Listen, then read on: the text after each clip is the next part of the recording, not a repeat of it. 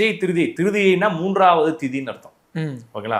அப்ப பிரதமை திருதியைனா மூன்றாவது திதி. சித்திரை மாசத்துல வரக்கூடிய மூன்றாவது திதி, அது வளர்பிறை திதியை வந்து திருத்தியைன்னு சொல்றாங்க. அது அக்ஷயம் அப்படிங்கிறது வளருதல்னு அர்த்தம். காரணம் என்னன்னா, சித்திரை மாசத்துலாம் உலகம் பிறந்துச்சு, பிரம்மா வந்து இந்த உலகத்தை படைச்சார், அதுல இருந்து உலகம் வளருது அப்படிங்கிறதுனால அது அக்ஷயம்னு சொன்னாங்க. அக்ஷயம் அப்படிங்கிறது வந்து ஒரு வளருதல்னு அர்த்தம். அக்ஷய பாத்திரம் கேள்விப்பட்டிருக்கீங்க?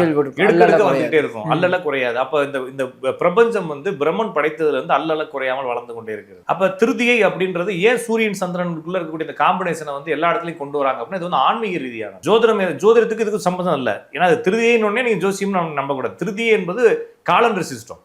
மூன்றாவது நாள், மூன்றாவது திதி அப்படிங்கிறது காலண்டர். இது திருதியை ஜோசியத்தில் பயன்படுத்தினா இது ஜோசியம்ன்ற மாதிரி கொண்டு வந்துட்டாங்க. அக்ஷயம்ங்கிறது அல்ல குறையாதுன்னு இவங்க எல்லாத்தையும் கொண்டு வந்து இதை வந்து லக்கோட கொண்டு வந்து ஜாயின் பண்ணிட்டாங்க. அப்போ இந்த பிரபஞ்சத்தினுடைய சிஸ்டத்தை அவங்க விளக்குறாங்க. இந்த பிரபஞ்சம் எப்பயுமே இன்ஃபினிட்டி, முடியவே முடியாது.